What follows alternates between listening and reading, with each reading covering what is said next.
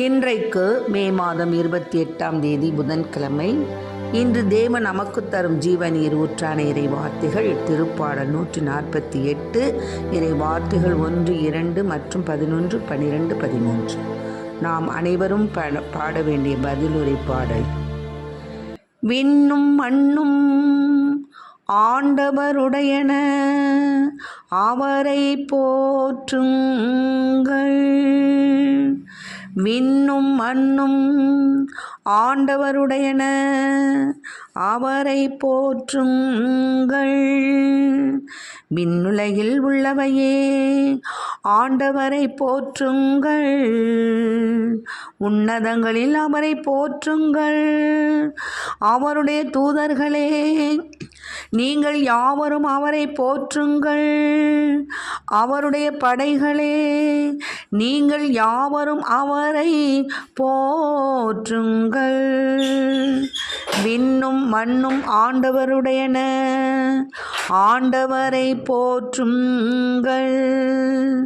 உலகின் அரசர்களே, எல்லா மக்களினங்களே, தலைவர்களே, உலகின் ஆட்சியாளர்களே, ஆண்டவரை போற்றுங்கள்.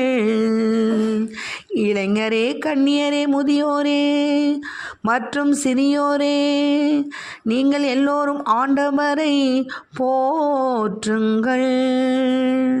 விண்ணும் மண்ணும் ஆண்டவருடையன, ஆண்டவரை போற்றுங்கள்.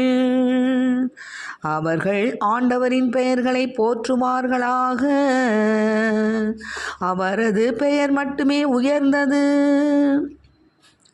அவரது மாட்சி விண்ணையும் மண்ணையும் கடந்தது. விண்ணும் மண்ணும் ஆண்டவருடையன, ஆண்டவரை போற்றுங்கள். விண்ணும் மண்ணும் ஆண்டவருடையன, ஆண்டவரை போற்றுங்கள்.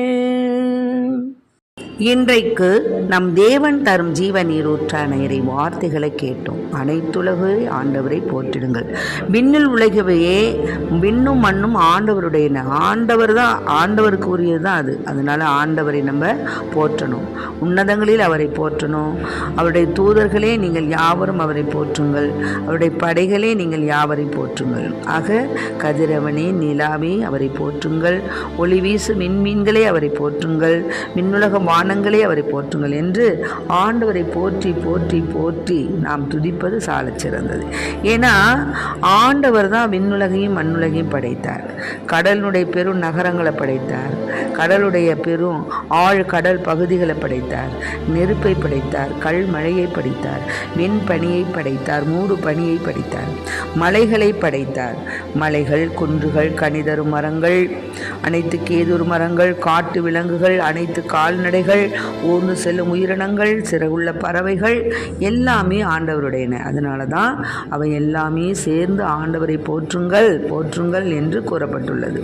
ஆக அந்த திருப்பாடல் அதில் பார்த்திங்கன்னா 148 மிகுந்த ஒரு ஆசீர்வாதமான ஆண்டவரை போற்றக்கூடிய வார்த்தைகளை கொண்ட திருப்பாடல்.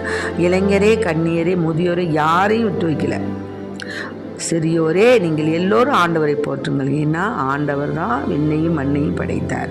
அவரது பெயர் மட்டும்தான் உயர்ந்தது. வேறு எதுவும் அவருக்கு ஈடு கிடையாது. அவரது மக்களின் ஆற்றலை உயர்வுறச் செய்வார். அவருடைய அனைத்து அடியாரும் அவருக்கு நெருங்கி அன்பார்ந்த மக்களாக இஸ்ரேல் மக்களும் அவரை போற்றுவார்கள். நாமும் அவரை போற்றி எந்நாளும் நம்முடைய ஆசீர்வாதமான வாழ்க்கை வாழ ஆண்டவரை போற்றி போற்றி போற்றி என்றும் அவருக்காக நாம் அவரை புகழ்ந்து பாடி அவரில் வாழ்வோம், அவரில் நிலைப்போம்.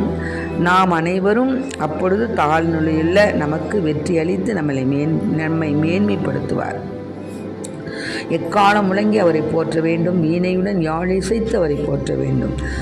ஆண்டவரை போற்றுங்கள் பாடுங்கள் ஆண்டவர்க்கு புதியதோர் பாடல் பாடுங்கள். அல்லேலூயா அல்லேலூயா அல்லேலூயா அல்லேலூயா அல்லேலூயா அல்லேலூயா அல்லேலூயா அல்லேலூயா அல்லேலூயா அல்லேலூயா. ஆமென். Praise the Lord. மரியே வாழ்க.